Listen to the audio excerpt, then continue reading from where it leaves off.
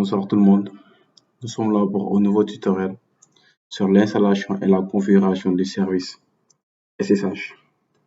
SSH comme Secure Shell, c'est un protocole de gestion à distance grâce auquel les utilisateurs peuvent modifier et contrôler leur serveur à distance. Il a été créé pour remplacer Telnet, qui est un protocole non crypté et qui n'offrait aucune sécurité aux utilisateurs. Maintenant, passons à la configuration. Pour configurer, on va devoir commencer par installer les paquets.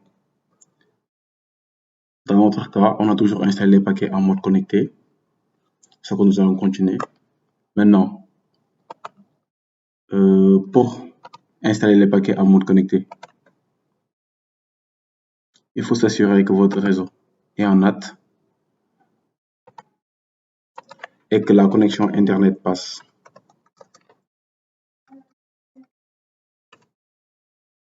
Voilà, il y a la connexion Internet. Maintenant, nous pouvons installer les paquets avec la commande dnf install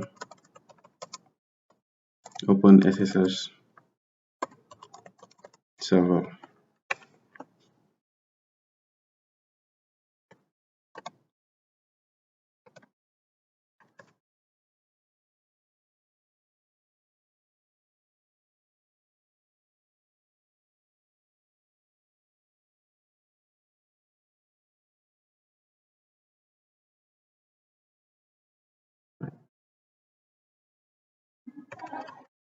Maintenant que les paquets ont été installés, nous allons remettre la carte en interne,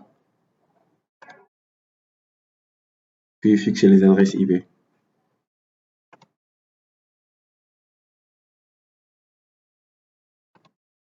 On peut le mettre à host only.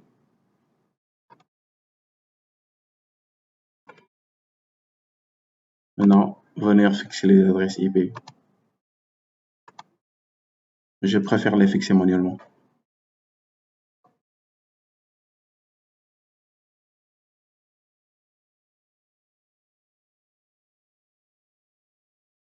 Ok, on atteint là.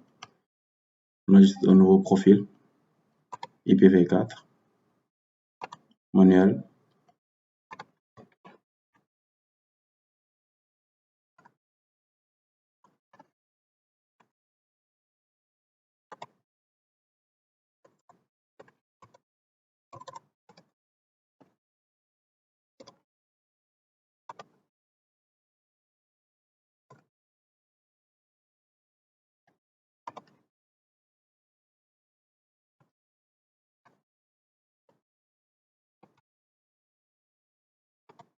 Ah, on choisit le profil.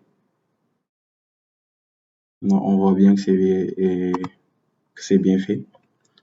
On peut refaire le ping et ça va pas passer. Ça ne passera pas. Ok.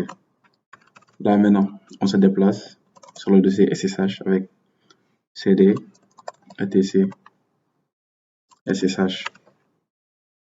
Voilà, on peut afficher les deux. Les dossiers qui s'y trouvent, vers les fichiers avec la commande ls. Maintenant, on va modifier le fichier sshd-config avec la commande vim sshd-config au numéro de les lignes avec la commande setnu. On descend à la ligne 21 pour autoriser le port 22. Pour le rappel, SSH utilise le port 22. Maintenant, ici, on met l'adresse IP du serveur.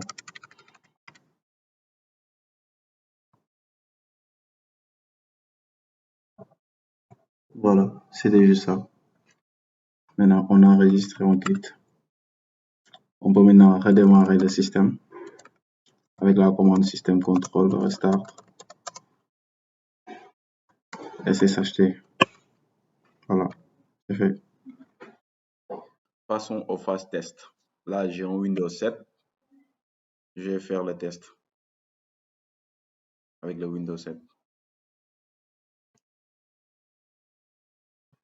Là, on utilise PuTTY pour faire le test. Mais il faut s'assurer, avant tout, il faut s'assurer d'abord que est, le serveur est, comment ça s'appelle encore? Et la machine client se trouve dans le même réseau. Maintenant, je vais faire la commande ncpl, ncpl pour vérifier les adresses IP. Je les fixé, les adresses IP, c'est pas les adresses du DHCP, je les fixé manuellement. J'ai mis l'adresse du client, la passerelle. La passerelle, j'ai mis, comment ça s'appelle encore? L'adresse du serveur. Oui, j'ai mis en fait. Du coup, on va faire le test avec PuTTY pour voir ce que ça va donner.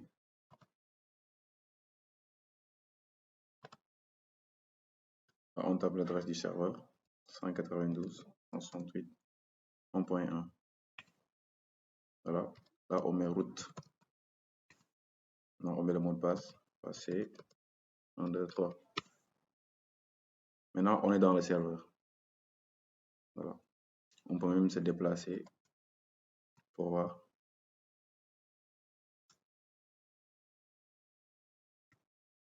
Ça marche tranquillement. Merci d'avoir suivi. On se donne rendez-vous dans un prochain tutoriel.